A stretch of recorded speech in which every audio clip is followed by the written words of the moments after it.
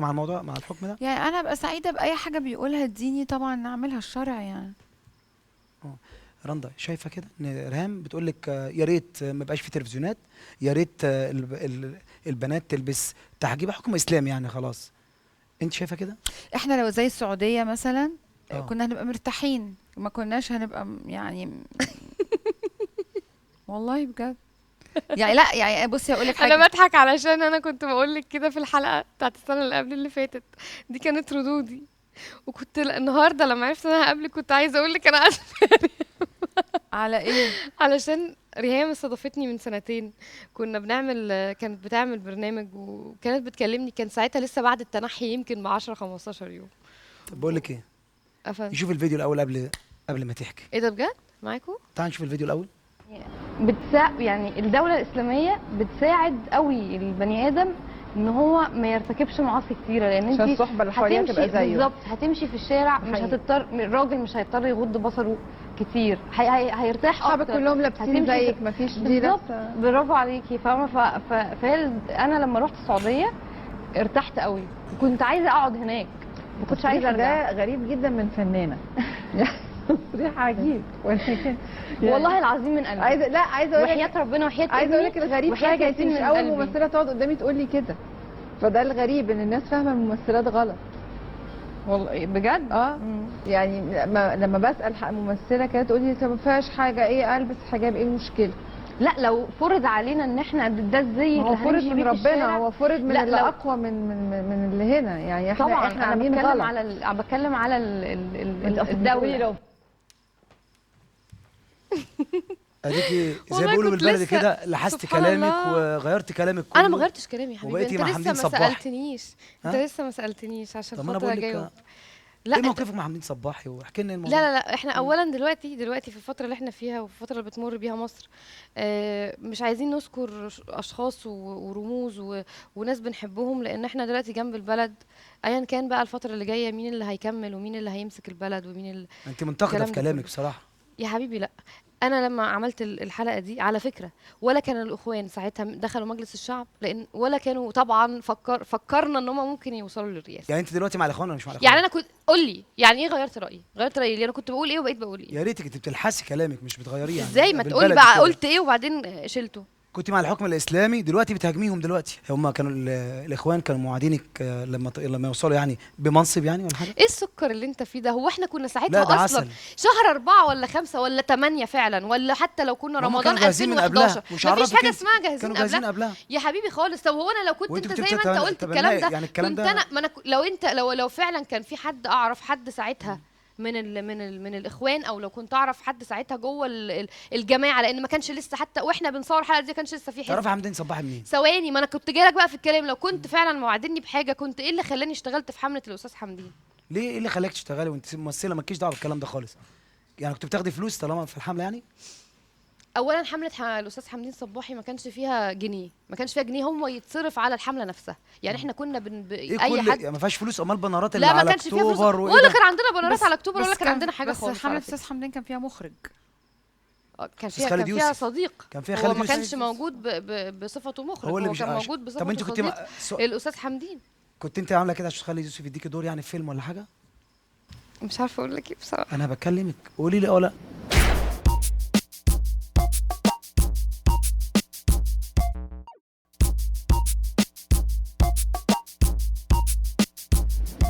زعلتي ان هو ما كملش؟ لا ما زعلتش. ما زعلتيش؟ لا. يعني انت مع مرسي دلوقتي؟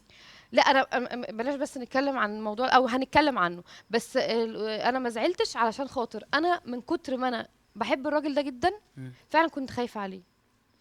كنت خايفه عليه ان هو يبقى رئيس بتحبيه البلد. منين وانت ما تعرفوش؟ كلامك متناقض ليه؟ بحبه، انا شايفه عارفه تاريخه وعارفه هو ما عامل كان ايه شخصيه لمصر. معروفه، انا ما كنتش اعرف صباحي.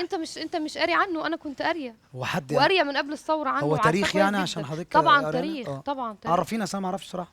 لا مش هعرفك واحنا قاعدين كده، انت ممكن طب تخش انت ممكن على تغيري جوجل رايك مين اللي بقى. تاريخ؟ نعم فندم. مين اللي تاريخ؟ بتقول لي حمدين صباحي. ليه تاريخ في ايه؟ استاذ حمدين صباحي تاريخ في ايه؟ مش انت اللي تسالي يا ريهام؟ انت المفروض عارفه الحاجات دي. صحفي.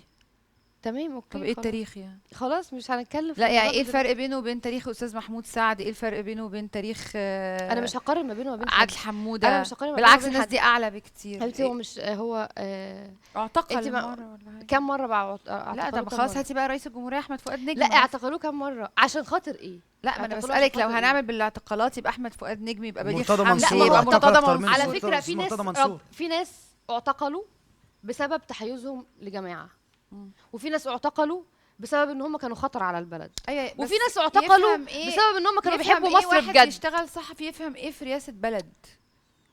يعني اكيد مش هيعرف يعمل انت حاجه. ما كنتيش شايفه ان هو كان عنده برنامج؟ برنامج طب ايه؟ طب ما احنا طب ما كل واحد كان عنده برنامج بس يعرف ينفذه يعني برنامج ولا زي لا؟ اللي في التلفزيون اللي انا فيه سمعتيه؟ دلوقتي؟ برنامج في التلفزيون لا ولا يعني برنامج ادار انتخابي؟ ايه قبل البرنامج كده؟ الانتخابي ادار بتاعه. ايه قبل انتخابي كده عشان اديله بلد يعني سياسه وحكم واقتصاد وكل حاجه؟ ايه خبرته عشان يعمل ده؟ رندا البحيري، مصر كلها بتقول ان انت رحتي لحمدين صباحي عشان تاخدي دور مع خالد يوسف. صح. ده حقيقي؟ جدا. كان ايه الدور لسه هتشوفوه ان شاء الله في الفيلم اللي في جاي. الفيلم اللي جاي؟ مم.